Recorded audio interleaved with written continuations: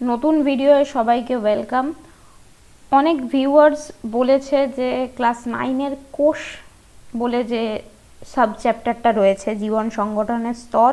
জীবন সংগঠনের স্তরের মধ্যে প্রথম দিকে আছে হচ্ছে জৈব অণু, এবং জৈব অণুর পরে যেটা আছে সেটা হচ্ছে কোষ।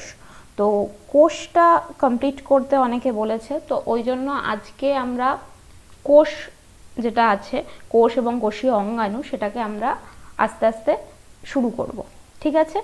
তো যারা জৈব অণু মানে জীবন সংগঠনের স্তরের যে প্রথম পার্টটা অর্থাৎ জৈব অণু, যেখানে কি কি জিনিস আছে, যেখানে আছে হচ্ছে কার্বোহাইড্রেট, প্রোটিন, ফ্যাট, এদের যে মাইক্রোমলিকিউল হয়, কিছু হচ্ছে ম্যাক্রোমলিকিউল হয়। মাইক্রোমলিকিউল বলতে কি হচ্ছে, কার্বোহাইড্রেটের হচ্ছে যেমন হচ্ছে শর্করা, মনোশর্করা যেটাকে বলা হয়, মোনোস্যাকারাইড, সেরকমভাবে পলিস্যাকারাইড হয়। সেরকম প্রোটিনের হচ্ছে অ্যামাইনো অ্যাসিড হয়, ফ্যাটের ক্ষেত্রে লিপিড হয়। তো সেই সবগুলো, এবং তার সাথে যেটা আছে ডিএনএ, আরএনএ এবং ভিটামিন, এই পোর্শনটা আমার কিন্তু অলরেডি ভিডিও করা আছে। তো কারুর যদি না দেখা হয়ে থাকে তো তারা যে প্লেলিস্ট আছে, প্লেলিস্ট থেকে দেখে নিতে পারো। প্লেলিস্টের লিঙ্কটা আমি নিচের ডেসক্রিপশন বক্সেও প্রোভাইড করলাম, যাতে অসুবিধা না হয়। আমার একদম ছোট একটা পোর্শন বাকি আছে, সেটা হচ্ছে খনিজ লবণ আর জল। যে দুটো পোর্শন বই থেকে নিজে পড়লেও একটা আইডিয়া হয়ে যায়, তাও আমি খনিজ লবণটা পড়িয়ে দেবো। কোর্স শেষ হলেই খনিজ লবণটা কমপ্লিট করে দেবো। ওটা খুবই ছোট জিনিস, যেটা আমার মতে এটার জন্য খুব একটা টেনশন নেবার দরকার নেই। এরপরে যে বড় পোর্শনটা আসে সেটা হচ্ছে কোষ। কোষের মধ্যে কোষ আমরা ক্লাস 8-এ পড়েছি। ক্লাস 8-এ কোষ সম্পর্কে আমাদের একটা বেসিক ধারণা আছে যে কোষ জিনিসটা কি, কোষীয় অঙ্গাণু কাকে বলে, কি কি কোষীয় অঙ্গাণু রয়েছে, তাদের টুকটাক অবস্থান, কাজ আমরা ক্লাস 8-এ একদম ওপর পড়ে এসেছি। ক্লাস 9-এ সেই সবই জিনিসগুলো আমাদেরকে আরেকটু ডিটেলসে পড়তে হবে। তো সেগুলোই হচ্ছে আমরা এক এক করে দেখব। তো আজকের ক্লাসে কি করব, আজকের ক্লাসে হচ্ছে আমরা একটা কোষ সম্পর্কে একটা সাধারণ বেসিক যে জ্ঞান, সেটা আমরা নেব। কেন, একদম আমি যদি শুরু থেকেই কোষ প্রাচীর, কোষ পর্দা অর্থাৎ কোষীয় অঙ্গাণুতে ঢুকে যাই, তাহলে যেটা হবে যে এখান থেকে এই সাধারণ যে বিষয়টা, যেটা মানেটা কি, যেটার মানে হচ্ছে ক্লাস 8-এ আমি যা পড়ে এসেছি সেটা একটুখানি হচ্ছে ওপর ঝালিয়ে নেওয়া। যাতে জিনিসটা একদম আমি মেন জিনিসে ঢুকে গেলে কি হবে, অনেক জিনিসপত্র কঠিন লাগতে পারে। তো আগে আমরা একটা বেসিক একটা আউটলাইন পড়বো। আউটলাইন পড়ার পর আমরা হচ্ছে আমাদের সিলেবাসে যে কটা কোষীয় অঙ্গাণু আছে, সেই সব কটা কোষীয় অঙ্গাণু আমি এখানে এক এক করে লিখে রেখেছি। সেই কোষীয় অঙ্গাণুগুলোকে আমরা এক এক করে পড়বো। তো কি কি কোষীয় অঙ্গাণু আছে সেগুলো একটুখানি আমরা দেখে নেব। তো আচ্ছা, কোষীয় অঙ্গাণু মানেটা কি? কোষীয় অঙ্গাণু মানে, একটা যদি আমি কোষ আঁকি, এই ধরো এই একটা প্রাণী কোষ, তো প্রাণী কোষের ভেতরে যে যে জিনিসপত্র থাকে সেগুলোকেই আমরা কি বলছি, কোষীয় অঙ্গাণু। ঠিক আছে? অঙ্গেরও ছোট মানে কোষেরও ভেতরে যে ছোট ছোট অণুগুলো মানে অণুগুলো আছে, তাদেরকে বলা হচ্ছে কোষীয় অঙ্গাণু। তো কি কি আমাদের সিলেবাসে রয়েছে, প্রথম আছে হচ্ছে কোষ প্রাচীর, তারপর কোষ পর্দা, সাইটোপ্লাজম, নিউক্লিয়াস, এগুলো আমরা সবই পড়েছি। কোষ প্রাচীর কি, একদম বাইরে যেটা থাকে, কোষ পর্দা তারপরে ভেতরে যেটা থাকে, এই দুটোই কি হয়, আবরণী হিসেবে কাজ করে। তারপরে যেটা থাকে হচ্ছে কোষের একদম ভেতরে যে স্তরটা থাকে, সেটা পুরোটাকে আমরা বলি হচ্ছে প্রোটোপ্লাজম। প্রোটোপ্লাজমটা কী কী নিয়ে তৈরি, এক হচ্ছে এখানে আমাদের নিউক্লিয়াস থাকে, এবং নিউক্লিয়াসের চারপাশে এটা হচ্ছে সাইটোপ্লাজম থাকে। তো প্রোটোপ্লাজম আমাদের আলাদা করে পড়তে হয় না, কারণ আমাদের প্রোটোপ্লাজম মানেই জানতে লাগে যে সেটা হচ্ছে নিউক্লিয়াস প্লাস সাইটোপ্লাজম। তো আমরা সাইটোপ্লাজম কি দেখব, নিউক্লিয়াস কি দেখব, তারপরে কি আছে, এই যে স্তরগুলোতে বিভিন্ন রকমের তোমার আরও অঙ্গাণু আছে, যেরকম নাম কি, একটা নাম হচ্ছে মাইটোকন্ড্রিয়া, প্লাস্টিড, তো এরকম অনেকগুলো নাম আছে। আমি এখনই সবকটার নাম আর কাজ বলে দিলে তো আর কিছু বলার মানে এক্সট্রা করে কিছু বলার থাকে না। তো এত নাম আমরা দেখতে পেলাম, তো আমরা এক এক করে সব শুরু করব। আজকে আমরা বেসিক এই সাধারণ জ্ঞান, এবং তার সাথে যেটা পড়বো সেটা হচ্ছে কোষ প্রাচীরটা, কারণ কোষ পর্দাটা একটুখানি বড় আছে, এবং কোষ পর্দাটা দুটো মডেল আছে, যে দুটো মডেল হচ্ছে আমাদের সিলেবাসের মধ্যে আছে, সেই দুটো মডেলকে আমাদেরকে এক্সপ্লেন করতে হবে। তো কোষ প্রাচীরটাকে আজ আমরা পড়বো, কারণ যেহেতু এবছর আমাদেরকে এগুলোকে একটু ডিটেলসে পড়তে হবে। তো কোষ পর্দাটাও আমি এর সাথে ঢোকাচ্ছি না এই কারণেই, যাতে জিনিসটা বেশি হেকটিক না হয়ে যায়। প্রত্যেকটা ক্লাসে আমরা মোটামুটি এই কোষের আমার 5টার মতো ক্লাস হবে। 5টা ক্লাসে আমরা এক এক দিনে হচ্ছে দুটো করে করে, যদি মেন কোষীয় অঙ্গাণু হয় তাহলে দুটো দুটো করে পড়বো, আর যদি সাইড কোষীয় অঙ্গাণু হয় যেরকম রাইবোজোম, লাইসোজোম, এরকম হলে তো হচ্ছে একদিনে আমরা 3টে বা 4টে করে করে পড়ে শেষ করে দেব। ঠিক আছে, এবার একটা শুধু জিনিস এখানে বলার, যে কোনো কোষীয় অঙ্গাণু যখন পড়বো অ্যাজ আ হোল রচনার মতো করে জিনিসটা পড়বো না। সব এখানে যে জিনিসই পড়বো সায়েন্সের বিশেষ করে বায়োলজিতে কোয়েশ্চেন আসে কীরকম তার প্যাটার্ন বোঝা খুব দরকার। এই কোষ চ্যাপ্টার থেকে যে কোনো কোষীয় অঙ্গাণু তুলেই যখন প্রশ্ন দেয়, আইদার মানে এটা কখনোই আসে না যে সেটা সংজ্ঞা দিল, যে তোমাকে কোষ প্রাচীর কাকে বলে লেখো, কোষ পর্দা কাকে বলে লেখো, এইসব জিনিস এখন আর পরীক্ষায় আসে না। তো সংজ্ঞা জিনিসটা এখন অতটা ইম্পর্টেন্ট নয়, কিন্তু সংজ্ঞা না পড়লেও বইয়ের মধ্যে জিনিসটা যেটা সংজ্ঞায় লেখা আছে সেই সংজ্ঞা জিনিসটাই কি, সেই সংজ্ঞা জিনিসটাই হচ্ছে ওই যে পার্টিকুলার কোষীয় অঙ্গাণু তার গঠন, বা এটাকে আমি যদি একটা অন্য ইয়েতে বলি এটার বৈশিষ্ট্যের মধ্যে পড়ছে। ঠিক আছে, সেই জন্য যে সংজ্ঞাটা বইতে লেখা আছে সেটাকে আমি পড়বো, কিন্তু সেটাকে আমি কি হিসেবে পড়বো, সেটাকে আমি পয়েন্ট করে পড়বো, পয়েন্ট করে সেটাকে কিভাবে পড়বো, সেটাকে অ্যাজ আ গঠন বা তোমার হচ্ছে বৈশিষ্ট্য রূপে পড়বো। ঠিক আছে, বোঝাতে পারলাম? তো একটা হচ্ছে তাহলে কি গেল, গঠন পড়বো, আর কি জিনিসটার অবস্থান কোথায়, জিনিসটা কোথায় আছে, কোষের মধ্যে সাইটোপ্লাজমে আছে, নিউক্লিয়াসে আছে, কি কোষের বাইরে আছে, কোষ পর্দায় আছে, সেটা পড়বো। এবং লাস্টে যেটা হচ্ছে পড়বো সেটা হচ্ছে সেই পার্টিকুলার কোষীয় অঙ্গাণুটার কাজ কি। এই রকমভাবে আমি ওটাকে সেগমেন্ট করে করে পড়বো, তাহলে কি হবে জিনিসটা আমাদের মানে মনেও থাকবে, জিনিসটা আমাদের মনে করতে অসুবিধা হবে না এবং খাতায় লিখতেও সুবিধা হবে। তোমাকে যদি মানে জেনারেলি এরকম ফ্ল্যাট প্রশ্ন আসে না, তোমাকে হয়তো দিল যে একটা তুমি টিকা লেখো তোমার হচ্ছে নিউক্লিয়াস সম্পর্কে বা প্লাস্টিড সম্পর্কে, এবং 3 নাম্বার দিয়ে দিল, ফ্ল্যাট প্রশ্ন যদি আসে কখনো, তখন কি করব, যা পারি সেটা না লেখার থেকে আমি জিনিসটাকে ভাগ ভাগ করে লিখবো, ওটার গঠন কি, ওটার অবস্থান কোথায় এবং ওটার কাজ কি। ঠিক আছে, বোঝাতে পারলাম? তো এবার আমরা চলে যাই হচ্ছে পরের ইয়েতে, যেখানে আমরা একটা বেসিক কোষ সম্পর্কে কি সেটা আমরা একটা ধারণা নেব। ঠিক আছে, তো চলো শুরু করা যাক।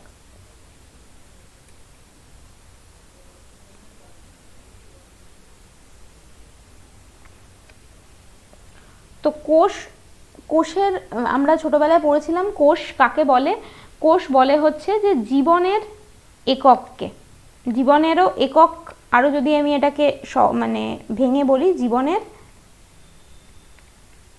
গঠনগত ও কার্যগত একক।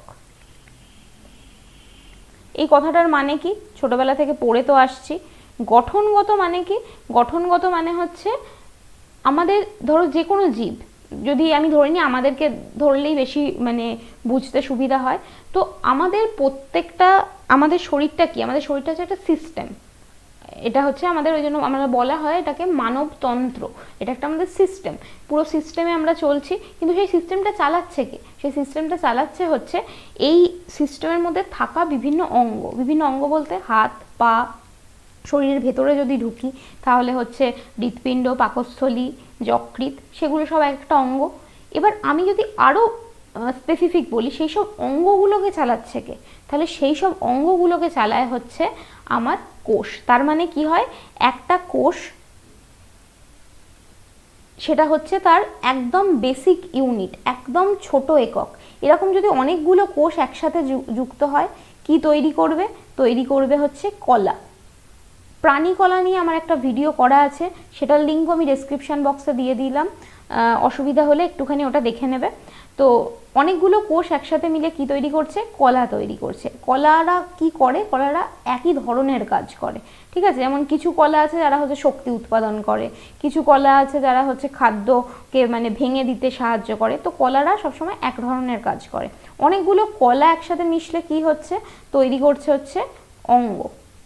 আর পুরো অঙ্গ তোমার অনেকগুলো অঙ্গ একসাথে মিললে আমার কি তৈরি হচ্ছে, আমার তন্ত্র তৈরি হচ্ছে। তন্ত্র মানে বিভিন্ন রকম, তোমার যেরকম আমি যদি একদম আমার গোটা শরীরটাকে বলি, মানবতন্ত্র তৈরি হচ্ছে। ঠিক আছে, তাহলে আমি বোঝাতে পারলাম। তাহলে একদম যে ছোট যে বেসিক ইউনিটটা, সেটা কি, সেটার কি নাম দিলাম, সেটার নাম দিলাম হচ্ছে কোষ। তাহলে গঠনগত কথাটার মানে হচ্ছে বোঝা গেল।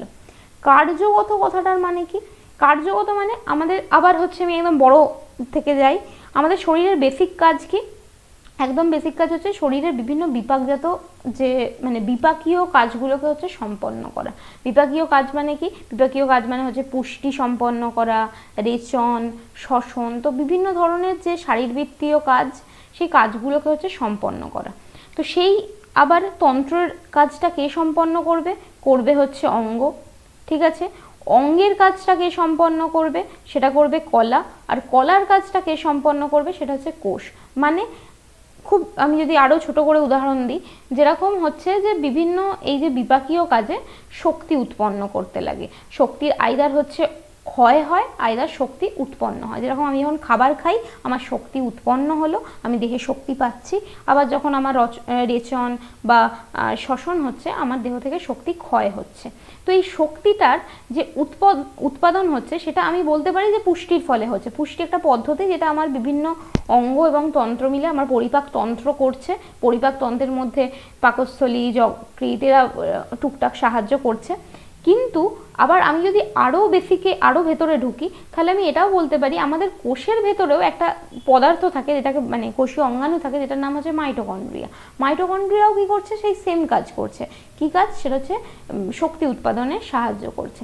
তার মানে যে কাজটা অঙ্গতন্ত্র করছে, সেই কাজটাই একদম যে ছোট ইউনিট কোষ, সেটাও করছে। ঠিক আছে, তাই জন্য এটাকে কি বলছে, জীবনের গঠনগত এবং কার্যগত একক। ঠিক আছে, বোঝাতে পারলাম? তো এটা হচ্ছে গঠনগত আর কার্যগত একক। একটা কোষ, সেটা কি কি জিনিস দিয়ে তৈরি? ঠিক আছে, আর একটা কোষ সেটা হচ্ছে মেনলি দুটো জিনিস দিয়ে তৈরি। কি কি সেটা? একটাকে বলছে হচ্ছে, এক সেকেন্ড,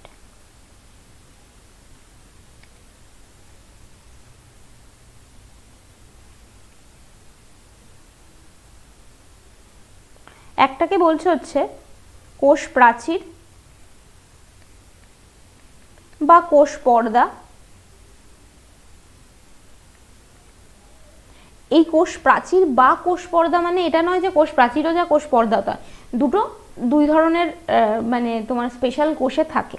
মানে কোষ প্রাচীর, কোষ পর্দা দুটোই হচ্ছে একসাথেও থাকতে পারে, বা কখনো কোনো কোনো ক্ষেত্রে কোষ প্রাচীর থাকে, কোষ পর্দা থাকে না, বা কোষ মানে এই ব্যাপারগুলো আমরা একটু ডিটেলসে আসবো, আপাতত আগে শুনে রাখি। তো একটা হচ্ছে কি, একটা আবরণী থাকে, যেটাকে কোষ প্রাচীর বলে, আবার সেই আবরণীটার নামটা কিছু কিছু ক্ষেত্রে হচ্ছে কোষ পর্দাও বলে। তো একটা হচ্ছে এই আবরণী থাকে, এবং তার সাথে কি থাকে, তার সাথে থাকে হচ্ছে প্রোটোপ্লাজম। ঠিক আছে, প্রোটোপ্লাজম মানে কি, তার মানে আমি এই ধরে নিই একটা কোষ। ঠিক আছে, তো কোষের এই যে বাইরের যে আবরণীটা আমি আঁকলাম, এটা হচ্ছে আমার বাইরের আবরণী, যেটার আমি নাম দিলাম হচ্ছে কোষ পর্দা। ঠিক আছে, এবং এর ভেতরে যাবতীয় যা জিনিসপত্র থাকে, এই ধরো এটা নিউক্লিয়াস, এখানে তোমার ধরো একটা, এখানে কোষীয় অঙ্গাণু, এখানে একটা কোষীয় অঙ্গাণু, এরকম ছোট ছোট প্রচুর কোষীয় অঙ্গাণু আছে। এই সব জিনিসটা মিলে হচ্ছে আমার, মানে এই টোটাল ভেতরে যা জিনিস আছে পুরোটা মিলে আমার হয়ে যাবে হচ্ছে আমার প্রোটোপ্লাজম। ঠিক আছে, বোঝাতে পারলাম? এবার এই প্রোটোপ্লাজমটাকেই ফার্দার আবার হচ্ছে ভাঙা যায়। তো এই প্রোটোপ্লাজম আবার কি কি নিয়ে তৈরি? প্রথম যে জিনিসটা নিয়ে তৈরি, সেটাকে বলছে হচ্ছে সাইটোপ্লাজম,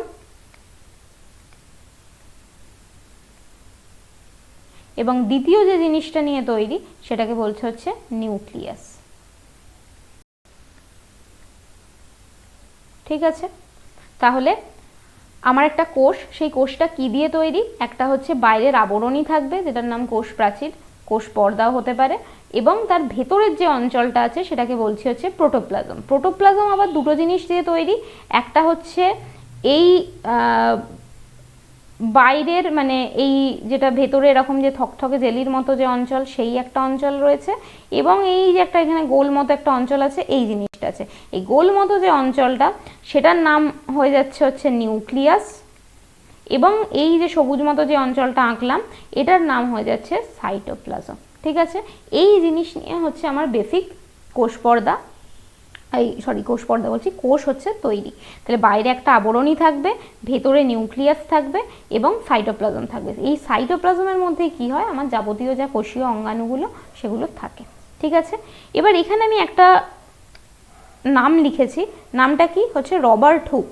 রবার্ট হুকের নাম আমরা আগের বছরও পড়েছিলাম। রবার্ট হুক হলেন একজন মানে বিজ্ঞানী বলতে পারো, যিনি কি করেছিলেন, যিনি হচ্ছে প্রথম কোষ আবিষ্কার করেছিলেন। কিভাবে আবিষ্কার করলেন তিনি কোষটাকে, তো তিনি একটা হচ্ছে দেখবে আগেকার দিনে তোমার যে হোমিওপ্যাথির শিশি, তার উপরে একটা মানে একটা কর্কের ছিপি থাকে, এরকম হোমিওপ্যাথির যে শিশি, তো এই ধরো একটা হোমিওপ্যাথির শিশি আঁকলাম, এর মাথায় একটা এরকম হচ্ছে কর্কের ছিপি থাকে। ঠিক আছে, এই কর্কের ছিপিটাকে উনি হচ্ছেন মাইক্রোস্কোপে দেখেছিলেন।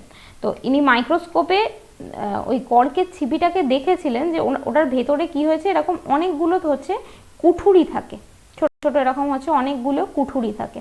তো এই এক একটা কুঠুরিকে উনি নাম দিয়েছিলেন হচ্ছেন সেল। ঠিক আছে, তাই সেল বা কোষ, এই কোষের নামকরণ বা কে দিয়েছিলেন, তো সেটা দিয়েছিলেন হচ্ছে রবার্ট হুক।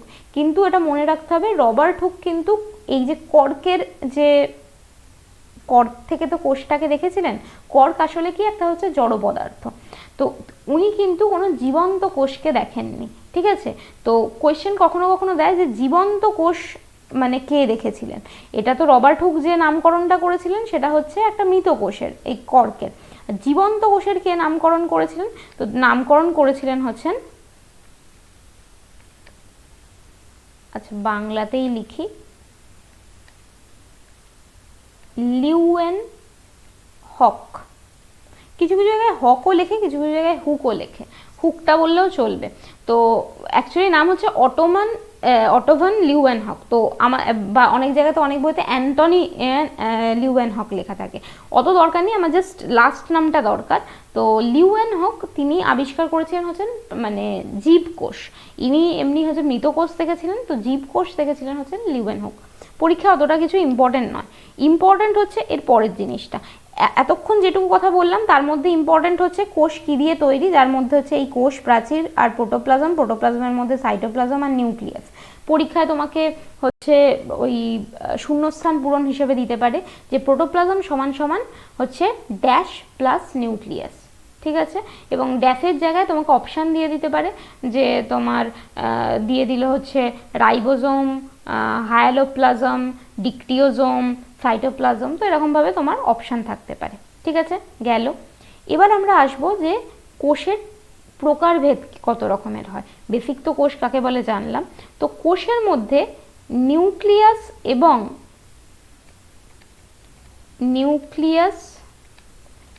এবং যাবতীয় যে কোষীয় অঙ্গাণু,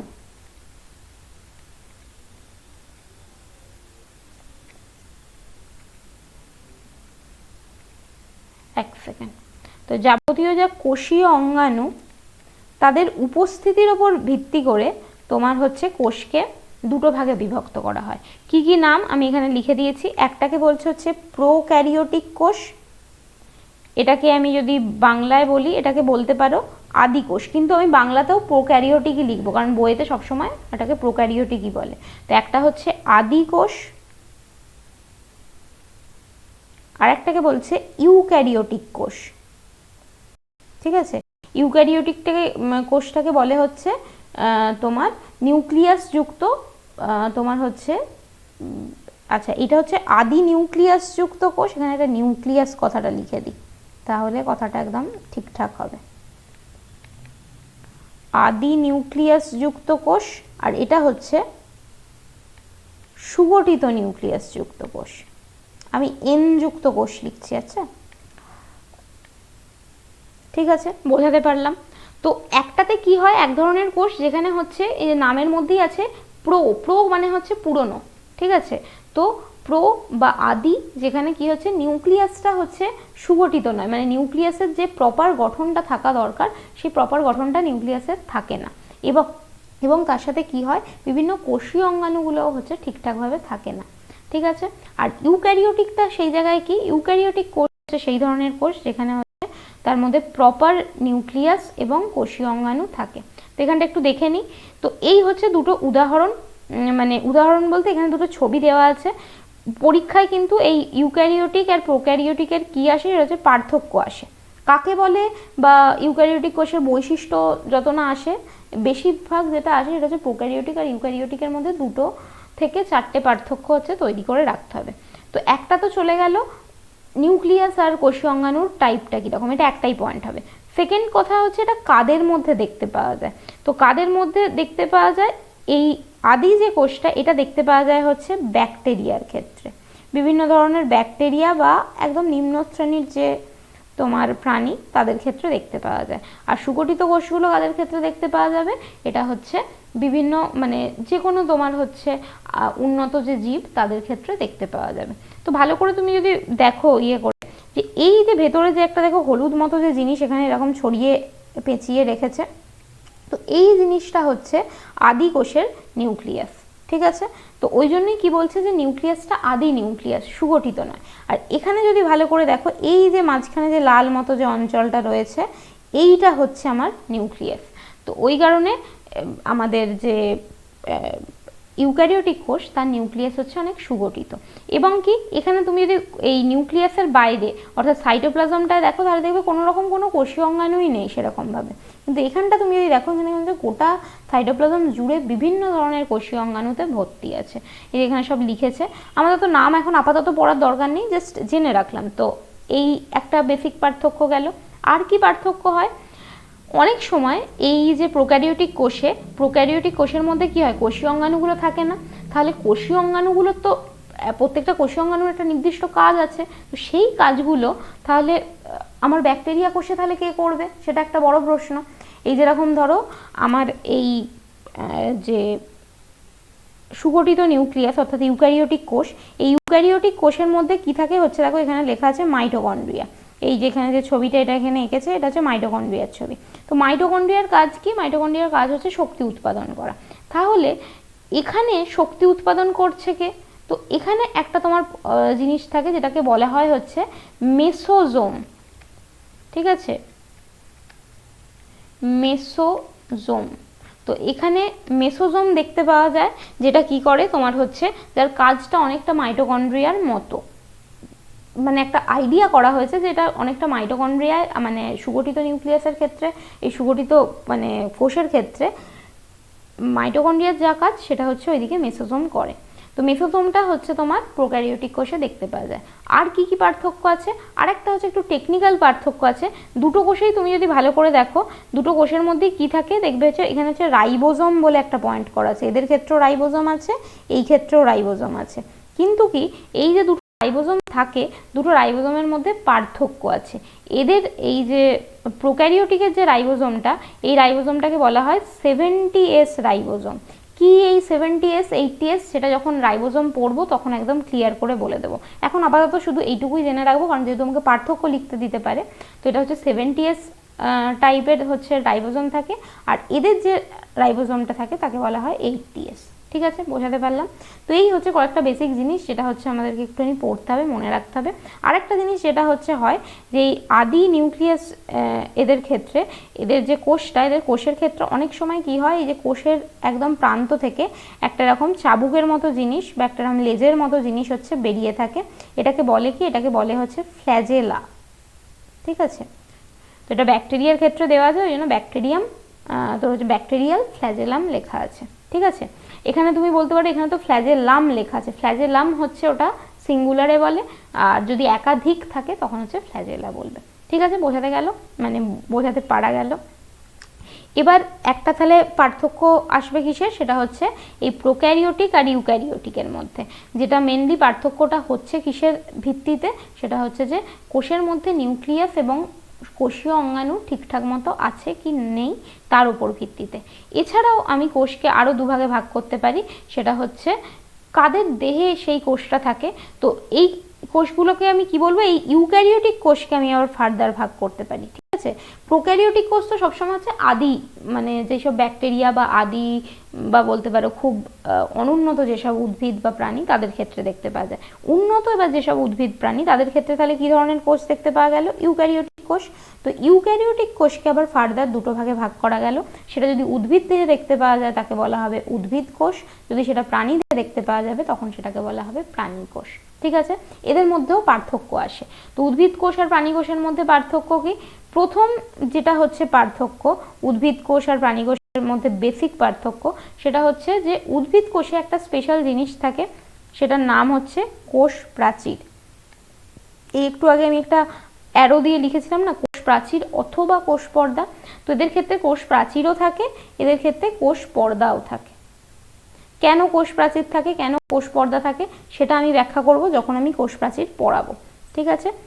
কিন্তু যখন আমি প্রাণী কোষ পড়বো বা প্রাণী কোষ সম্পর্কে জানবো, প্রাণী কোষে কিন্তু এই কোষ প্রাচীর জিনিসটা হচ্ছে থাকে না, শুধুমাত্র কোষ পর্দা থাকে, ঠিক আছে। তাহলে এটা একটা পার্থক্য হয়ে যায় যে উদ্ভিদ কোষে কোষ প্রাচীর বর্তমান আর প্রাণী কোষে কোষ প্রাচীর থাকে না, গেল। কিন্তু কোষ পর্দাটা দুটোতেই বর্তমান, তাই কোষ পর্দা দিয়ে কিন্তু পার্থক্য হবে না। এছাড়া কি হয়, উদ্ভিদের একটা ক্ষমতা আছে, সেই ক্ষমতাটার নাম কি, সেটা হচ্ছে সালোক সংশ্লেষ। উদ্ভিদ কি করতে পারে, নিজের খাবার নিজে তৈরি করতে পারে। তো সেই নিজের খাবার নিজে তৈরি করার জন্য উদ্ভিদের মধ্যে একটা জিনিস থাকে, সেটাকে হচ্ছে ক্লোরোফিল বলে। এছাড়াও বিভিন্ন ধরনের উদ্ভিদের মধ্যে জিনিসপত্র থাকে। তো সেই যে ক্লোরোফিল, সেই ক্লোরোফিলটা তৈরি করে বা সেটা থাকে কোথায়, সেটা একটা অঙ্গাণুর মধ্যে থাকে। সেই অঙ্গাণুটার নাম হচ্ছে, সেটাকে বলে হচ্ছে প্লাস্টিড। তো এই প্লাস্টিড যে জিনিসটা, সেটাও হচ্ছে কি শুধুমাত্র উদ্ভিদ দেহে থাকে। কেন? কারণ আমরা তো কোষ মানে উদ্ভিদের মতো তো সালোক সংশ্লেষ করি না। তো যেহেতু সালোক সংশ্লেষ করি না, তো আমাদের ক্ষেত্রে এই প্লাস্টিড থাকার প্রয়োজন হয় না, ঠিক আছে। তো এটা একটা পার্থক্য হলো। আর কি হয়, প্রাণী কোষে হচ্ছে যখন কোষ বিভাজন হয়, মানে একটা কোষ থেকে দুটো কোষ তৈরি হবে, তো সেই একটা কোষ থেকে দুটো কোষ তৈরি হওয়ার জন্য আমাদের প্রাণী কোষে একটা স্পেশাল হচ্ছে কোষীয় অঙ্গাণু থাকে, যেটার নাম হচ্ছে সেন্ট্রোজোম। তো এই সেন্ট্রোজোমটাও হচ্ছে শুধুমাত্র প্রাণী কোষে থাকে, এটা আবার উদ্ভিদ কোষে থাকে না। তোমার প্রশ্ন হতে পারে, তাহলে উদ্ভিদ কোষ কি কোষ বিভাজন করে না? হ্যাঁ করে, কিন্তু সেখানে সেন্ট্রোজোম থাকে না, অন্য কোনো একটা কোষীয় অঙ্গাণু আছে, সেই অঙ্গাণুটা হচ্ছে তাতে মানে ইম্পর্ট্যান্ট রোল প্লে করে, ঠিক আছে। তো সেটার নামও আমরা যখন পরে আসবো তখন পড়বো। তো এইরকম কয়েকটা পার্থক্য হচ্ছে উদ্ভিদ কোষ এবং প্রাণী কোষের মধ্যে হয়। তো উদ্ভিদ কোষ প্রাণী কোষের কিন্তু পার্থক্য আসে। তো এই হচ্ছে বেসিক জিনিস। তো এবার আমরা যাব হচ্ছে আমাদের মেন যে জিনিস, যেটা আমরা আজকে পড়বো, সেটা হচ্ছে কোষ পর্দা যেটা আছে, এই কোষ প্রাচীর যেটা আছে, সেই কোষ প্রাচীরটা হচ্ছে আমরা পড়বো। তো চলো শুরু করা যাক।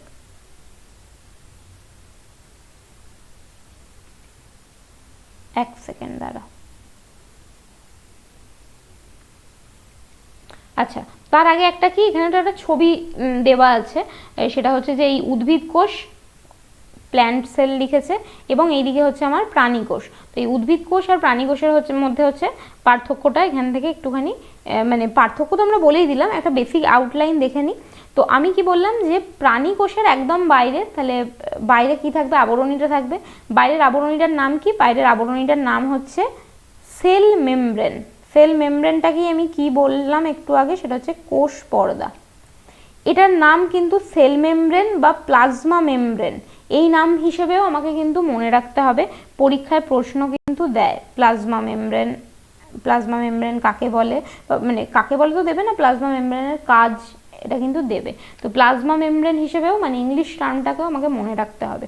তো কোষ পর্দা কি, একদম সবার বাইরের যে আউট লেয়ারটা আছে সেটাকে বলছে হচ্ছে আমার কোষ পর্দা।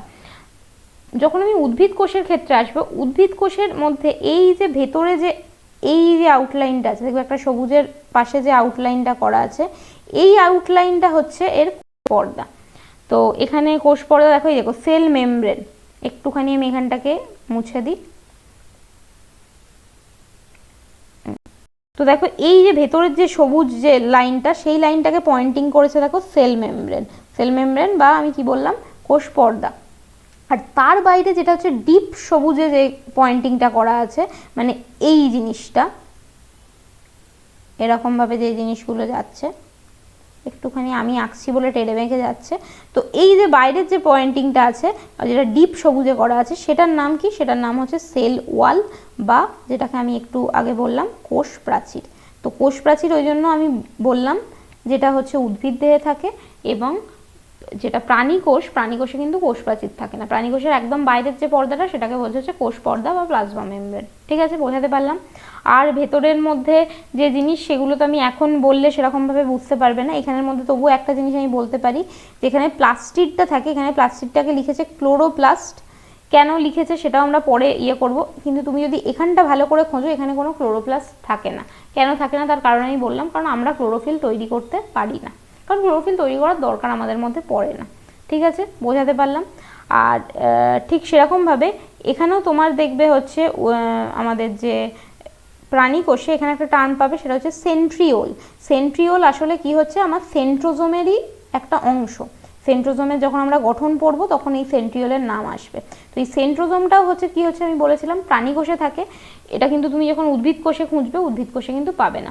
এছাড়া যেসব nucleus, endoplasmic reticulum, mitochondria, ribosome, এগুলো দুটোর ক্ষেত্রেই হচ্ছে থাকে। তো এই হচ্ছে মোটামুটি আমার উদ্ভিদ কোষ আর প্রাণী কোষের মধ্যে তোমার মানে ছোটো মোটো পার্থক্য। আর একটা পার্থক্য আছে, সেটা হচ্ছে দেখবে উদ্ভিদ কোষের, এটা তো গেল নিউক্লিয়াস, এই যে এখানে যেটা তোমার লাল মতো করে একটা গোলাপি মতো অঞ্চল আছে সেটা হচ্ছে নিউক্লিয়াস। এছাড়া একটা দেখবে এই এত বড় একখানা তোমার হচ্ছে নীল রঙের একটা অংশ এঁকেছে, এই অংশটাকে কি বলছে? এটাকে বলছে হচ্ছে ভ্যাকুওল। ভ্যাকুওলটাকে খুব সহজে বলে হচ্ছে গহ্বর, ঠিক আছে, বা কোষীয় গহ্বর। ঠিক আছে, কোষ গহ্বর। তো কোষ গহ্বরটা কি হয়, উদ্ভিদ কোষের ক্ষেত্রে অনেক বড় হয়। প্রাণী কোষের ক্ষেত্রে কোষ গহ্বর এখানে যদিও পয়েন্টিং করেনি, কিন্তু কি হয় প্রাণী কোষের ক্ষেত্রেও ছোট ছোট গহ্বর থাকে, সেই গহ্বরগুলো খুবই ছোট ছোট হয়। ঠিক আছে, তো এটাও একটা পার্থক্য হয় যে উদ্ভিদ কোষের কোষ গহ্বর আকারে তুলনায় বড় হয় তুলনামূলকভাবে, এবং প্রাণী কোষের কোষ গহ্বরটা তুলনামূলকভাবে ছোট হয়। ঠিক আছে, বোঝাতে পারলাম? তো এই হচ্ছে বেসিক পার্থক্য। এবার আমরা চলে আসবো হচ্ছে আমাদের যে মেন টপিক, সেটা হচ্ছে কোষ প্রাচীর। তো কোষ প্রাচীর জিনিসটা তাহলে কাদের মধ্যে থাকলো? আমি একটু আগেই বললাম যে কোষ প্রাচীরটা দেখতে পাওয়া যায় হচ্ছে শুধুমাত্র উদ্ভিদ কোষের ক্ষেত্রে। ঠিক আছে, তো এটা শুধুমাত্র উদ্ভিদ কোষে থাকে। এর আর কি কি বৈশিষ্ট্য আছে? এর আর বৈশিষ্ট্য আছে, এই যে ওটা উদ্ভিদ কোষে থাকে এটাই কিন্তু অ্যাকচুয়ালি অবস্থানে যাবে, তাই হ্যাঁ, আমি অবস্থানটাকে খেয়াল করিনি। তো অবস্থানের মধ্যেই আমি লিখবো হচ্ছে এটা হচ্ছে শুধুমাত্র কি হচ্ছে উদ্ভিদ কোষে থাকে। শুধুমাত্র যে উদ্ভিদ কোষে থাকে সেটাও নয়, উদ্ভিদ কোষ এবং কিছু কিছু ক্ষেত্রে কিছু ব্যাকটেরিয়া কোষের ক্ষেত্রেও এটা দেখতে পাওয়া যায়। ঠিক আছে, ব্যাকটেরিয়ার কোষের ক্ষেত্রেও এটা দেখতে পাওয়া যায় ইয়েতে। তো এদের ক্ষেত্রে কি হচ্ছে, আমার কোষ প্রাচীর দেখতে পাওয়া যাচ্ছে। তো কোষ প্রাচীরের এবার বৈশিষ্ট্য কি হচ্ছে? একটা বৈশিষ্ট্য হচ্ছে যে আমাদের যে কোষ প্রাচীরটা হয় সেই কোষ প্রাচীরটা হচ্ছে জড় পদার্থ দিয়ে এটা তৈরি হয়, মানে এর মধ্যে কোনো রকম কোনো প্রাণ থাকে না। সেকেন্ড কি, এই কোষ প্রাচীরটা হচ্ছে ভেদ্য। ভেদ্য কথাটার মানে কি, যে এর মধ্যে দিয়ে জল আসুক, খনিজ লবণ আসুক, ভিটামিন আসুক, বা যে কোনো পদার্থ, ধরো তোমার কার্বোহাইড্রেট, প্রোটিন, সব জিনিসই কি হয় এই কোষ প্রাচীরকে ভেদ করে চলে যায়, যেটা সব কিছুকে অ্যালাউ করে, সব কিছুকে ভেদ করতে সাহায্য করে, মানে ভেদ করে ভেতরে ঢোকাতে সাহায্য করে। সেই ধরনের মানে যে পর্দা বা আবরণী, তাকে আমরা কি বলবো? তাকে বলবো ভেদ্য। ঠিক আছে, তো এটা হচ্ছে একটা ভেদ্য পর্দার দ্বারা গঠিত বা ভেদ্য এটা। আর কি, এটা হচ্ছে জড় পদার্থ গেল, এবং এটা হচ্ছে স্থূল। স্থূল মানে মোটা, সোজা কথায়। এক সেকেন্ড,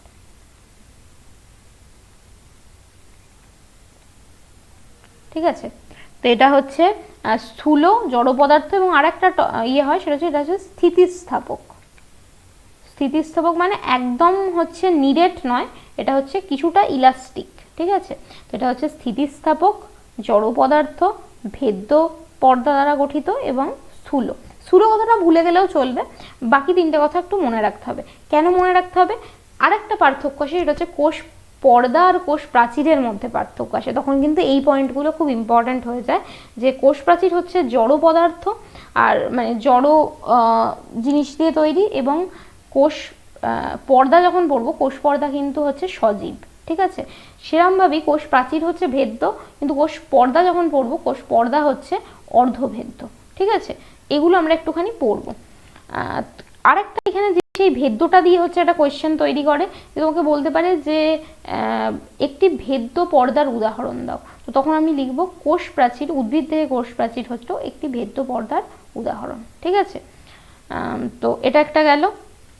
আমি এখানে তবু একটু বলে রাখছি যে আমাদের যে মানে এই পর্দা হয়, এই পর্দা মানে এটা যে কোনো পর্দা নয়, যে আমি দেয়ালে দেয়ালে মানে জানলায় বা দরজায় যে পর্দা টাঙাচ্ছি সেই পর্দা নয়। এই পর্দাগুলোকে হচ্ছে, এই পর্দা মানে কি, এই পর্দা মানে হচ্ছে এমন কিছু, এইটাকে বলা হচ্ছে আর খুব সুন্দর করে লিখতে গেলে আবরণী পর্দা, ঠিক আছে। কোনো জিনিসকে আবরণ করে যে জিনিসটা রয়েছে, যে পর্দাটা রয়েছে, সেই পর্দার কি হয়, বেসিক্যালি সেগুলো হচ্ছে তিনটে ভাগে বিভক্ত। সেই তিনটে ভাগ কি কি? একটা হচ্ছে ভেদ্য পর্দা, যেটা হচ্ছে সবাইকে ভেদ করে ঢুকতে সাহায্য করে। একটা হচ্ছে অভেদ্য পর্দা, যেটা হচ্ছে কাউকেই ভেদ করতে দেয় না, মানে একদম নিডেড, হ্যাঁ, যেটাকে ভেদ করে যাওয়া সম্ভব না। তো ভেদ্য, অভেদ্য, এবং আরেকটা হচ্ছে অর্ধভেদ্য পর্দা, যেটাকে কিছু কিছু জিনিস হচ্ছে ভেদ করে যেতে পারে, কিছু কিছু জিনিস হচ্ছে ভেদ করে যেতে পারে না। সোজা কথা, একদম খুব যদি ফাইন পার্টিকেল হয়, একদম সরু মিহি পদার্থ, সেগুলো ভেদ করে চলে যাবে। যেগুলো একটু মোটা পদার্থ হবে, সেগুলো ভেদ করে যেতে পারবে না, ঠিক আছে, বোঝাতে পারলাম? তো এই তিন ধরনের পর্দা আছে, তার মধ্যে ভেদ্য পর্দা হচ্ছে কোষ প্রাচীর গেল। অবস্থানটা তাহলে কোথায়? একটা হচ্ছে উদ্ভিদ কোষে দেখতে পাওয়া যায়, একটা হচ্ছে ব্যাকটেরিয়া কোষে দেখতে পাওয়া যায়, ঠিক আছে। তবে কি উদ্ভিদের কিন্তু সব কোষ, উদ্ভিদের সব কোষে দেখতে পাওয়া যায়? তাহলে উত্তর হবে না, উদ্ভিদের সব কোষে দেখতে পাওয়া যায় না। উদ্ভিদের জেনারেল যে উদ্ভিদ কোষ, সেখানে দেখতে পাওয়া যায়, কিন্তু উদ্ভিদের যে জনন কোষ, জনন কোষ মানে কি, যেমন হচ্ছে পরাগরেণু বা ডিম্বাণু যেগুলো দেখতে পাওয়া যায়, সেখানে কিন্তু তোমার কোষ প্রাচীর থাকে না, ঠিক আছে। তার কারণ কি, সেটা যখন আমরা জনন পড়বো তখন কিন্তু এই জিনিসটা ক্লিয়ার হবে। তবু আমি একটু বলে দিই, জনন হতে গেলে কি হয়, সেটা হচ্ছে যে শুক্রাণু আর ডিম্বাণু মিলিত হতে লাগে, ঠিক আছে। তো আমি এখানটায় এই ছবিটা আঁকি, ধরো এটা একটা শুক্রাণু আর এটা হচ্ছে ডিম্বাণু, ঠিক আছে। এই দুটো কি হচ্ছে, এই দুটোকে হচ্ছে মিলিত হতে লাগে। তো দুটো এসে কি হবে, দুটো এসে হচ্ছে ওর গায়ে লেগে জিনিসটা হচ্ছে ফিউজ করে গিয়ে তোমার হচ্ছে ভ্রূণ গঠন করে, ঠিক আছে, বোঝাতে পারলাম? তো এই যে দুটো এসে মানে এসে লাগবে, এবার দেখো তার বাইরে যদি আমার জড় পদার্থ থাকে, মানে এর বাইরে ধরো একটা কোষ প্রাচীর রয়েছে, এর বাইরে যদি একটা কোষ প্রাচীর থাকে, দুটো জিনিস কি, দুটো জিনিস তো হচ্ছে জড় পদার্থ, দুটো জিনিস এলে তো তারা দুজনে মিশতে পারবে না, তারা দুজনে তো এক হতে পারবে না। সেই কারণে কি হয়, উদ্ভিদ কোষের জনন কোষে, মানে উদ্ভিদ কোষে, উদ্ভিদের ভেতরেও যে জনন কোষগুলো আছে, যেরকম মানে পরাগরেণুর ক্ষেত্রে, ডিম্বাণুর ক্ষেত্রে, সেখানে কিন্তু কোষ প্রাচীর থাকে না, ঠিক আছে। তোমাকে বলতে পারে যে এমন একটি উদ্ভিদ কোষের নাম বলো যেখানে কোষ প্রাচীর থাকে না, তো তোমাকে তখন লিখতে হবে যে পরাগরেণু কোষে বা উদ্ভিদের জনন কোষে হচ্ছে কোষ প্রাচীর থাকে না, ঠিক আছে। তাহলে অবস্থানটা ক্লিয়ার হলো। এবার আসবো হচ্ছে গঠন। তো এই তো জেনারেলি কি হয়, এই যে তোমার দেখতে, এই এটার একটা নির্দিষ্ট হচ্ছে তোমার শেপ আছে, নির্দিষ্ট একটা আকার আছে। স্বাভাবিকভাবে যেহেতু জড় পদার্থ, আর যেহেতু তোমার হচ্ছে এটা মানে জড় পদার্থ, মানে কি, জড় পদার্থকে তুমি যেভাবে রেখে দেবে সে সেই রকম একটা শেপেই হচ্ছে থাকবে। তো এটাকে তুমি যদি এইভাবে রাখো, ধরো ইয়েতে চৌকোভাবে, তাহলে সে চৌকো শেপই নেবে। ঠিক সেরকমভাবে এটা আমি ষড়ভুজ আকৃতি করেছি, এটা ষড়ভুজের আকার নিয়েছে। এটা যদি তোমার জীবন্ত হতো তাহলে কি হতো, ওটাকে তুমি নিজের মতোটা, নিজের শেপটা চেঞ্জ করতে পারতো, কিন্তু এক্ষেত্রে এটা পারে না, ঠিক আছে। তো নির্দিষ্ট একটা আকার রয়েছে। এর ভেতরে কি হয়, এর ভেতরে হচ্ছে আমার এই কোষ পর্দাটা থাকে, তার ভেতরে কি হচ্ছে, আমার কোষীয় অঙ্গাণুগুলো থাকছে, ঠিক আছে, বোঝাতে পারলাম? তো এরকম এরকম পরপর যা যা কোষগুলো আছে, সেই কোষগুলোর ভেতরে এইরকম হচ্ছে ব্যাপারে চলছে। তো ওই একটা কোষকেই, মানে এই একটা যে কোষের অংশটাকেই, এটাকেই আমি হচ্ছে এখানে আবার বড় করে এঁকেছি। কেন এঁকেছি বড় করে? কারণ হচ্ছে গঠনটা বোঝাবো বলে, ঠিক আছে।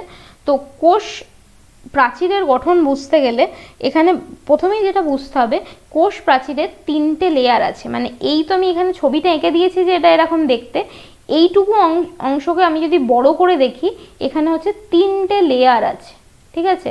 একদম ভেতরে একটা লেয়ার আছে, এইখানে মাঝে একটা লেয়ার আছে, একটা বাইরের একদম উপরের দিকে একটা লেয়ার আছে, ঠিক আছে।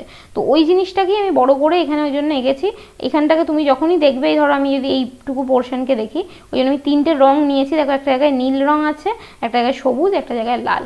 তো ওই কারণে কি হচ্ছে যে তোমার এই যে কোষ প্রাচীর, এই কোষ প্রাচীরের কি হচ্ছে, তিনটে স্তর আছে, তিনটে স্তরের আগে নামগুলো আমি লিখে নিই, ঠিক আছে। তো প্রথম যে স্তরটা সেটাকে বলছে হচ্ছে প্রাথমিক স্তর, এটাকে অনেক সময় তোমার প্রাথমিক প্রাচীরও বলে, ঠিক আছে। প্রাথমিক স্তরও বলে, প্রাথমিক প্রাচীরই বলবে, কারণ কোষ প্রাচীর বলছি যেহেতু, তো প্রাথমিক প্রাচীর। সেকেন্ড যে পোর্শন সেটাকে বলছে হচ্ছে গৌণ প্রাচীর, এবং থার্ড যে স্তরটা আছে তাকে বলছে হচ্ছে মধ্যচ্ছদা।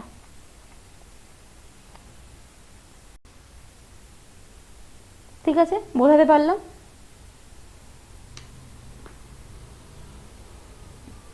আচ্ছা, তো এই যে প্রথম যে তোমার ইয়েটা রয়েছে, অর্থাৎ প্রাথমিক স্তর বা প্রাথমিক প্রাচীর। এবার আমি একটু এখানে ছবি আসি। প্রথম আমি প্রাথমিক প্রাচীর বোঝার আগেও আমি প্রথম যে জিনিসটা হচ্ছে বুঝতে, মানে এখানে দেখবো, দেখো একদম এই যে বাইরের যে অঞ্চলটা আছে, লাল রঙের যে অঞ্চলটা আছে, এই লাল রঙের অঞ্চলটাই কি করে হচ্ছে, দেখো দুটো যে কোষ, পাশাপাশি যে দুটো কোষ আছে, সেই দুটো কোষকে কি করছে, আলাদা করছে। আমি যদি লাল অঞ্চলটাকেই ভেঙে দিই, এখান থেকে যদি এখানে একটা তোমার মানে লম্বালম্বি যদি আমি একটা ক্র্যাক করে দিই, তাহলে কি হবে, তোমার হচ্ছে দুটো কোষ আলাদা হয়ে যাবে। তো একদম তোমার যেটা হচ্ছে বাইরের যে অঞ্চলটা থাকছে, ঠিক আছে, ওই অঞ্চলটাকে কি বলছে, এই বাইরের যে অঞ্চলটা থাকে সেটাকে বলছে হচ্ছে মধ্যচ্ছদা। মানে সোজা কথায় যদি বলতে হয় যে দুটো উদ্ভিদ কোষের মধ্যবর্তী অংশকে বলা হয় হচ্ছে মধ্যচ্ছদা। ঠিক আছে, আমি এখানটা একটু লিখে দিই যাতে একটু সুবিধা হয়। তাহলে পরপর অবস্থিত দুটি উদ্ভিদ কোষের মধ্যবর্তী আন্তঃকোষীয় বা আন্তঃকোষীয় পর্দা বলতে পারো, পর্দা বলতে পারো বা প্রাচীরও বলতে পারো, যা ইচ্ছা। এটা যদিও মানে একদম নিরেট, মানে খুব শক্ত নয়, মানে কিন্তু কি এটা মানে তবুও একটু মানে বলতে পারো যে এটার মধ্যে মানে শক্ত আছে, মানে মানে খুব শক্ত বলতে না, একদম মানে এই যে প্রত্যেকটা প্রাচীর রয়েছে একদম এটা হচ্ছে নিরেট নয়, কিন্তু কি এটার মধ্যে জড় পদার্থ রয়েছে। ঠিক আছে, তো অত আমাকে ওই অল্প কম বেশি এত কথাও লেখার দরকার নেই, শুধু এটুকু লিখবো যে এটা হচ্ছে সন্নিহিত বা পরপর অবস্থিত দুটো কোষের মধ্যে যে মধ্যবর্তী পর্দাটা থাকে, মধ্যবর্তী অন্তঃকোষীয় পর্দাটা থাকে, তাকে বলছে হচ্ছে আমার মধ্যচ্ছদা। ঠিক আছে, মধ্যচ্ছদার মধ্যে কি হয়, এই প্রত্যেকটা যে স্তর আছে, প্রাথমিক প্রাচীর, গৌণ প্রাচীর, মধ্যচ্ছদা, প্রত্যেকের মধ্যেই হচ্ছে কিছু না কিছু তোমার হচ্ছে বিপাকজাত পদার্থ এর মধ্যে থাকে। সেই বিপাকজাত পদার্থগুলো আমার কোষ প্রাচীরের মধ্যে কি কি বিপাকজাত পদার্থ থাকে, প্রথমেই যেটা থাকে সেটা হচ্ছে সেলুলোজ। ছোটবেলা থেকে পড়ে আসছি যে গাছেদের ক্ষেত্রে, মানে আমাদের শরীরে যেরকম প্রোটিন থাকে, তোমার কার্বোহাইড্রেট থাকে, গ্লুকোজ থাকে, গাছেদের শরীরে গ্লুকোজটা কিসে কনভার্ট হয়ে যায়, সেটা হচ্ছে সেলুলোজে কনভার্ট হয়ে যায়। ঠিক আছে, মানে প্রথমে স্টার্চে কনভার্ট হয়, স্টার্চ থেকে ওটা পরবর্তীকালে সেলুলোজ হয়ে যায়। সেলুলোজ থাকে, আর কি থাকে, হেমি সেলুলোজ থাকে, যেটা সেলুলোজেরই একটা অন্য ধরনের তোমার হচ্ছে একটা মানে একটা রূপভেদ বলতে পারো। আর কি থাকে, লিনিন থাকে,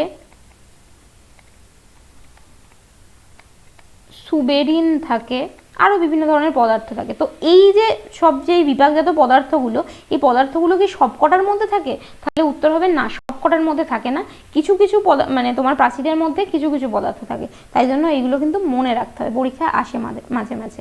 তো এই যে মধ্যচ্ছদা, মধ্যচ্ছদার মধ্যে কি কি পদার্থ থাকে, মধ্যচ্ছদার মধ্যে মেনলি থাকে হচ্ছে আমার মেনলি থাকে হচ্ছে ম্যাগনেসিয়াম, আর থাকে হচ্ছে ক্যালসিয়াম।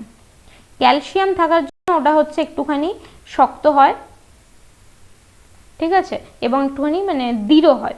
তো মেনলি তোমার হচ্ছে মধ্যচ্ছদা, তাহলে দুটো কোষের মধ্যে যে মধ্যবর্তী মানে অংশটা তাকে বলছে মধ্যচ্ছদা, যেটার নাম কি মানে যার মধ্যে কি থাকে, তার মধ্যে থাকে হচ্ছে ম্যাগনেসিয়াম এবং ক্যালসিয়াম। এখানে যে লাল রঙের যে আমি পয়েন্টিংটা করেছি সেটা হচ্ছে মধ্যচ্ছদা। ওকে, এবার আসি হচ্ছে মধ্যচ্ছদার দুপাশে, অর্থাৎ মধ্যচ্ছদার দুপাশে মানে এই দিক, আমি যদি এই কোষটাকে ধরি তাহলে হবে মধ্যচ্ছদার এই পাশটায়, আর আমি যদি এই কোষটাকে ধরি তাহলে হবে মধ্যচ্ছদার এই পাশে। ঠিক আছে, মানে একটা হচ্ছে মধ্যচ্ছদার বাম দিকে, একটা হচ্ছে মধ্যচ্ছদার ডান দিকে। তো মধ্যচ্ছদার পরে যে অঞ্চলটা থাকে, ধরো আমি এখানে একটুখানি এক কাজ করি, একটুখানি আমি এটাকে অ্যারো দিয়ে দিচ্ছি, মানে অ্যারো নয়, আমি একটুখানি এটাকে একটু শেড করে দিই। তো এই মধ্যচ্ছদার পরের এই দিকের অঞ্চলটা যেটা যাবে, এবং মধ্যচ্ছদার এই দিকের পরে যে এই অঞ্চলটা আছে, মানে মধ্যচ্ছদার দুই দিকের যে দুই অঞ্চল, সেই অঞ্চলটাকে কি বলছে? সেই অঞ্চলটাকে বলছে হচ্ছে প্রাথমিক প্রাচীর। ঠিক আছে, বোঝাতে পারলাম? তো মধ্যচ্ছদা একদম তোমার হচ্ছে বাইরে থাকছে, মধ্যচ্ছদাকে পরে যেই অঞ্চলটা থাকছে সেটাকে বলছে হচ্ছে প্রাথমিক প্রাচীর। তো প্রাথমিক প্রাচীর, তাহলে প্রাথমিক প্রাচীরে দেখবে ওটা বইতে লেখা আছে, এটা মানে এমনি যদি আমি যদি কোষ হিসেবে ধরি, এটা কোষের একদম বাইরের অংশ। ঠিক আছে, একদম কোষের দেখো এটা হচ্ছে বাইরের অংশ। তো কোষের বাইরের অংশ, এবং কি এটা হচ্ছে দুটো কোষের মধ্যপর্দা বা এই যে মধ্যচ্ছদাটা আছে তার দুটোর উভয় দিকে থাকে। ঠিক আছে, তো এখানে লিখতে হবে এটা হচ্ছে মধ্যচ্ছদার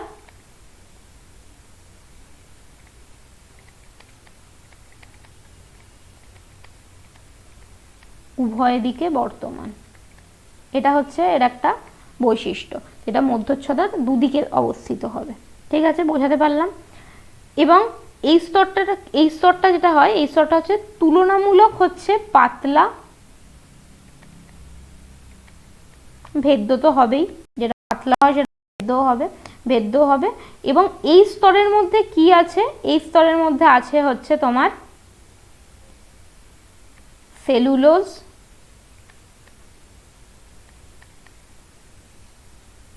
হেমিসেলুলোজ, HC লিখলাম, আর থাকে হচ্ছে লিগনিন। ঠিক আছে, আমি আর একটু জায়গা রাখা উচিত ছিল, একটু জায়গাটা কম হয়েছে। এবার যেটা আসবো, এবার জিনিসটার নাম কি? এবার জিনিসটার নাম হচ্ছে গৌণ প্রাচীর। তাহলে আমি তিনটে জিনিস পড়লাম, তিনটে জিনিসের মধ্যে মানে দুটো জিনিস পড়া হয়েছে। একটা হচ্ছে মধ্যচ্ছদা, একদম বাইরে যে অঞ্চলটা থাকে, মানে দুটো কোষের মধ্যবর্তী যে পোর্শনটা তাকে বলছে মধ্যচ্ছদা। মধ্যচ্ছদার দুদিকে যে অঞ্চলটা থাকে সেটাকে বলছে হচ্ছে প্রাথমিক প্রাচীর। প্রাথমিক প্রাচীর হচ্ছে পাতলা, ভেদ্য, এবং এর মধ্যে কি থাকে? সেলুলোজ, লিগনিন আর হচ্ছে হেমিসেলুলোজ। এবার আসছে হচ্ছে গৌণ প্রাচীর। গৌণ প্রাচীরে কি হচ্ছে? গৌণ প্রাচীরটা হচ্ছে এটা প্রাথমিক কোষ প্রাচীরের ভেতরের দিকের স্তর। তাহলে প্রাথমিক কোষ প্রাচীর কোনটা হচ্ছে? সেটা হচ্ছে এই সবুজ লাইনটা যেটা আমি এঁকেছি, এক সেকেন্ড, এই যে সবুজ লাইনটা যেটা এঁকেছি সেটা হচ্ছে আমার প্রাথমিক প্রাচীর।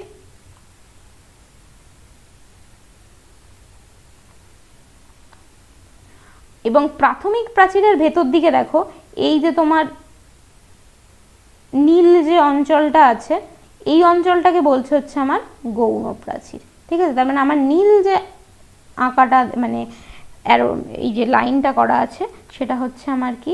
সেটা হচ্ছে আমার গৌণ প্রাচীর। ঠিক আছে, বোঝাতে পারলাম? তো গৌণ প্রাচীর তাহলে কি জিনিস? এক সেকেন্ড।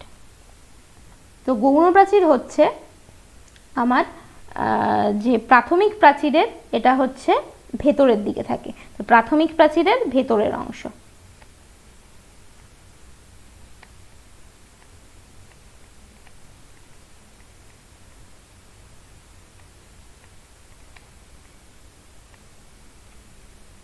ঠিক আছে, এবার কি হচ্ছে? এর মধ্যে কি কি থাকে? এর মধ্যে এই যে মানে ভেতরের যে অঞ্চলটা আছে অর্থাৎ গৌণ প্রাচীরটা, এটা একটুখানি মোটা হয়। তাহলে প্রাথমিক স্তরটার মধ্যে কি বললাম? প্রাথমিক স্তরটা হচ্ছে পাতলা হয়, মানে এটা খুব সরু হয়, কিন্তু গৌণ প্রাচীর এটা কিন্তু বেশ মোটা হয়। ঠিক আছে, এটা হচ্ছে মোটা হচ্ছে, এর প্রাচীরটা যেটা আছে সেই প্রাচীরটা কিন্তু মোটা হয়। ঠিক আছে, এখানে এই কি থাকে? এখানে এই যে সেলুলোজ, হেমিসেলুলোজ আর লিগনিন আমি বললাম, এগুলো তো থাকেই, তার সাথে আরেকটা জিনিস থাকে, সেটা হচ্ছে সুবেরিনও থাকে। সুবেরিন হচ্ছে এক ধরনের একটা তোমার কি বলবো জৈব অণু, যে জৈব অণুটা হচ্ছে প্রাথমিক স্তরে থাকে না, কিন্তু কি গৌণ মানে প্রাথমিক প্রাচীর যেটা সেখানে তোমার হচ্ছে থাকে না, কিন্তু হচ্ছে গৌণ প্রাচীর সেখানে কিন্তু থাকে। ঠিক আছে, বোঝাতে পারলাম? তো এই হচ্ছে আমার কোষ প্রাচীরের বেসিক গঠন। একদম বাইরে থাকে মধ্যচ্ছদা, মধ্যচ্ছদার দুই পাশে থাকছে হচ্ছে প্রাথমিক প্রাচীর এবং প্রাথমিক প্রাচীরের ভেতরে থাকে হচ্ছে গৌণ প্রাচীর। ঠিক আছে, একটুখানি খেয়ালে রাখবে, জেনারেলি সবাই মানে এটাকে একটুখানি গন্ডগোল করে আসে, প্রাথমিক প্রাচীরটাকে ভেতরে করে দেয় এবং গৌণ প্রাচীরটাকে বাইরে করে। মনে রাখবে মধ্যচ্ছদার দুই পাশে কিন্তু প্রাথমিক প্রাচীরের থাকবে। তো মধ্যচ্ছদার দুই পাশে মানে এটা কিন্তু বাইরের অংশটা হবে। ওকে, ক্লিয়ার হলো? এবার এছাড়া আরেকটা জিনিস হচ্ছে তোমার এই কোষ পর্দাতে থাকে, এক সেকেন্ড, এই জিনিসটা বারবার আসছে কেন?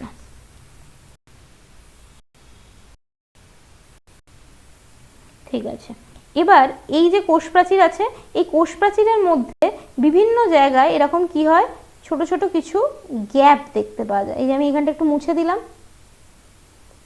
তো এরকম বিভিন্ন গ্যাপ দেখতে পাওয়া যায়। ঠিক আছে, বিভিন্ন দিক থেকে এটা থাকতে পারে। তো এই গ্যাপটা থাকার কারণ কি, এই গ্যাপগুলোর একটা নাম আছে এবং সেই গ্যাপটা থাকার কারণ বলে দিচ্ছি। তো এর যে এই যে ছোট ছোট যে গ্যাপগুলো আছে, এই গ্যাপগুলোকে বলে হচ্ছে প্লাজমোডেসমাটা। পরীক্ষায় টিচারদের খুব ফেভারিট কোয়েশ্চেন এটা, যে প্লাজমোডেসমাটা কাকে বলে।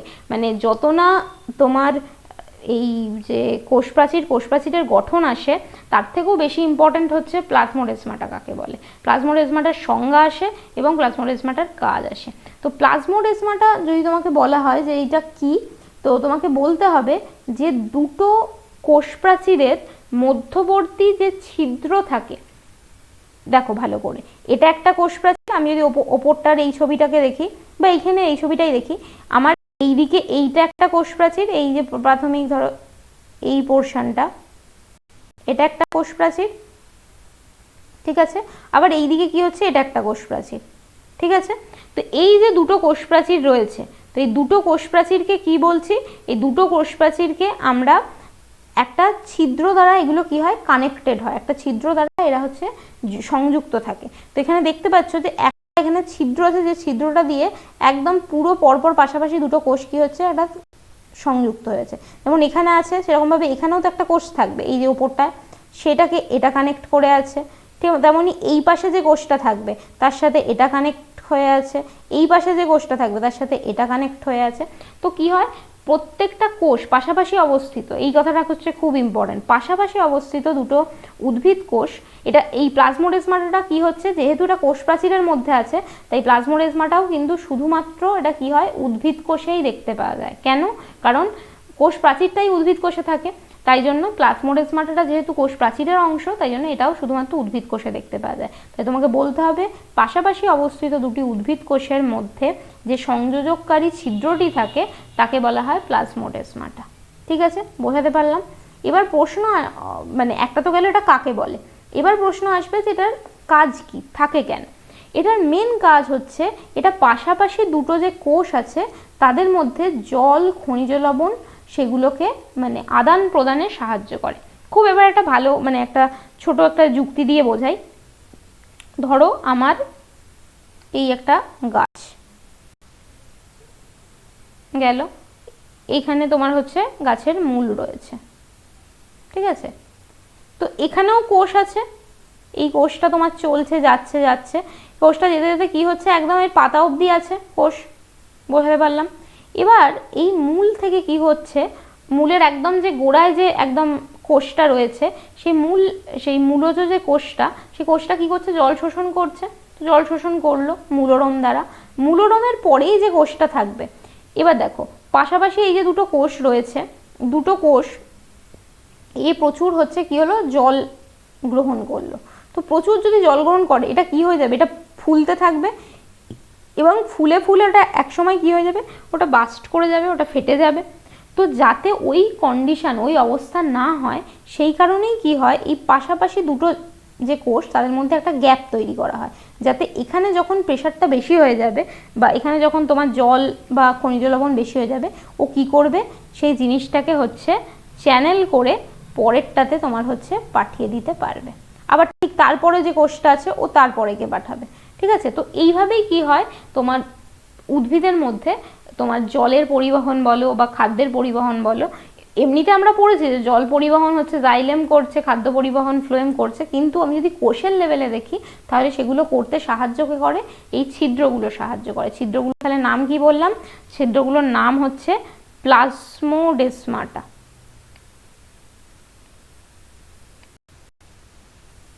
নতুন নাম, তাই জন্য টিচারদের খুব ফেভারিট প্রশ্ন এটা। তো প্রথম তাহলে আমি কোষ প্রাচীরের কাজ কি লিখবো? প্রথম কাজ হবে যেটা প্লাজমোডেসমাটা, প্রথম কাজ হবে না, প্রথম কাজ আমি যেটা লিখবো সেটা হচ্ছে উদ্ভিদকে যান্ত্রিক দৃঢ়তা প্রদান করা।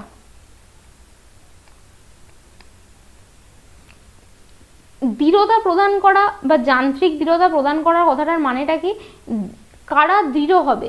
জড় বস্তু দৃঢ় হবে, যেটা জীবন্ত বস্তু সেই, বিশেষ করে এখানে যখন কোষ পর্দা পড়বো, কোষ পর্দা খুব একটা দৃঢ় নয়, যদিও কোষ পর্দাও জিনিসটাকে তোমার হচ্ছে বাইরের আঘাত থেকে রক্ষা করে কোষকে, কিন্তু কি যান্ত্রিক দৃঢ়তা প্রদান করার যদি কোনো কথা হয়, সেই যান্ত্রিক দৃঢ়তা কিন্তু শুধুমাত্র কোষ প্রাচীর প্রোভাইড করতে পারে। কারণ কি হয়, এই যে কোষ প্রাচীরের যেই অঞ্চলটা রয়েছে, এই অংশটা রয়েছে, এটার যে লেয়ারটা, এই লেয়ারটা হচ্ছে খুব শক্ত হয়, তো ওই জন্য ওটাকে একদম মানে দৃঢ় অবস্থায় থাকে।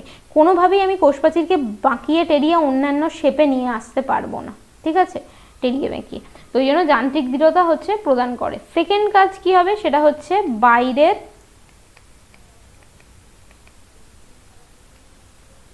আঘাত থেকে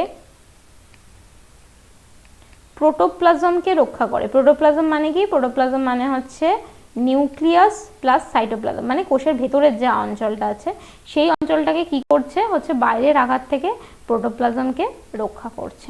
তো এটা একটা কাজ হলো। এবং 3 নম্বর পয়েন্ট কি হবে?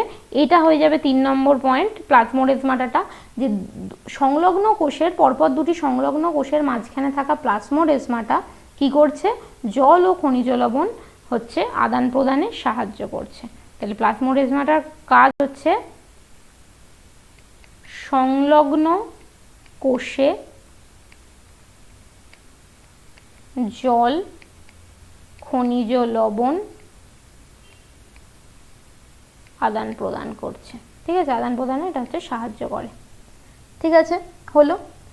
আর আরেকটা কি, একটা পয়েন্ট আমি বলেছিলাম যে আমার কোষ প্রাচীর, সেটা কি? সেটা হচ্ছে স্থিতিস্থাপক। স্থিতিস্থাপক হওয়ার জন্য এটা কি হয়? অল্প চাপে, মানে এটা যদি তোমার ধরো জলের মানে ভেতরে ধরো এর ভেতরে জল ঢুকলো, তো জল ঢুকলে কি হবে? এটা বাইরে চাপ দেবে, তো এটা ওই চাপটা হচ্ছে সহ্য করে যেতে পারে। স্থিতিস্থাপক বলে কি হচ্ছে? এটা জলের চাপ, মানে কোষের মধ্যে যদি জলের চাপ বৃদ্ধি পায় তাতেও কি হয়? কোষটা ফেটে যায় না, ঠিক আছে, বোঝাতে পারলাম? তো এই কটা হচ্ছে আমার কোষ প্রাচীরের কাজ। তো একবার ছোট করে খুব তাড়াতাড়ি রিক্যাপ করিয়ে দিই। সেটা হচ্ছে কি? কোষ প্রাচীর এটা হচ্ছে জড় পদার্থ, ভেদ্য পর্দা বিশিষ্ট এবং স্থিতিস্থাপক। এটা কাদের ক্ষেত্রে দেখতে পাওয়া যায়? উদ্ভিদ কোষে, কিন্তু উদ্ভিদ কোষে জনন কোষে থাকে না, এবং কি ব্যাকটেরিয়া দেহে দেখতে পাওয়া যাচ্ছে। গঠনের মধ্যে কি এই যে কোষ প্রাচীরে কিছু হচ্ছে তোমার বিপাকজাত মানে রাসায়নিক পদার্থ থাকে। সেই রাসায়নিক পদার্থগুলো কি কখনো কখনো শুধু এইগুলোর নাম আসে, যে কোষ প্রাচীরের মধ্যে বর্তমান 3টি রাসায়নিক পদার্থের নাম লেখো, তো লিখবো তখন সেলুলোজ, হেমিসেলুলোজ, লিগনিন, যা যা মনে রাখতে পারো, সুবেরিন। বইতে দেখবে আরও কয়েকটা নাম আছে, কাইটিন আছে, ক্যালসিয়াম আছে, ম্যাগনেসিয়াম আছে, তো এগুলো হচ্ছে পদার্থ। এবার কি প্রথম এগুলো একটু স্তরগুলো পড়তে হবে। প্রথম কি হচ্ছে? প্রাথমিক প্রাচীর। প্রাথমিক প্রাচীরটা কি? মধ্যচ্ছদার দুদিকে অবস্থিত যে পাতলা ভেদ্য পর্দা দ্বারা যে মানে অংশটা রয়েছে সেটাকে বলছে হচ্ছে প্রাথমিক প্রাচীর, যার মধ্যে কি থাকছে? সেলুলোজ থাকছে, হেমিসেলুলোজ থাকছে, লিগনিন থাকছে। এরপর যে গৌণ প্রাচীর কি? প্রাথমিক প্রাচীরের ভেতরের যে অংশটা, অর্থাৎ এখানে যদি আমার কোষ পর্দা শুরু হয়, কোষ পর্দার বাইরে যে অঞ্চলটা থাকে সেটাকে কি বলছি? সেটাকে বলছি হচ্ছে আমি গৌণ প্রাচীর। গৌণ প্রাচীর অপেক্ষাকৃত মোটা হয় এবং এখানে সেলুলোজ, হেমিসেলুলোজ, লিগনিন এবং সুবেরিনও থাকে, ঠিক আছে। এরপরে কি আসে? এরপরে আছে হচ্ছে তোমার মধ্যচ্ছদা। মধ্যচ্ছদা হচ্ছে পরপর অবস্থিত দুটো উদ্ভিদ কোষের অন্তর্বর্তী মানে মধ্যবর্তী যে অংশটা তাকে বলছে মধ্যচ্ছদা। এর যে তোমার মানে মধ্যে কি কি পদার্থ থাকে সেটা হচ্ছে ক্যালসিয়াম আর ম্যাগনেসিয়াম। আর কি হচ্ছে? দুটো যে পরপর পাশাপাশি অবস্থিত যে উদ্ভিদ কোষ তাদের মধ্যে যে গ্যাপটা থাকে, যে ছিদ্রগুলো থাকে, তাকে কি বলছে? তাকে বলছে হচ্ছে প্লাজমোডেসমাটা। প্লাজমোডেজমাটা কি করছে, সংলগ্ন কোষের মধ্যে জল আর খনিজ লবণ আদান প্রদানে সাহায্য করছে। এছাড়া কোষ প্রাচীরের আর কি কাজ, সেটা হচ্ছে যান্ত্রিক দৃঢ়তা প্রদান করে, বাইরের আঘাত থেকে প্রোটোপ্লাজমকে রক্ষা করে এবং এটা স্থিতিস্থাপক হওয়ায় জলের চাপ বৃদ্ধি পেলেও কোষটা ফেটে যায় না। ঠিক আছে, তো এই কটা হচ্ছে কোষ প্রাচীরের কাজ। আজকের ক্লাস আপাতত এইটুকুই থাকলো। নেক্সট ক্লাসে আমরা সাইটোপ্লাজম আর কোষ পর্দা পড়ব। ওকে, থ্যাংক ইউ।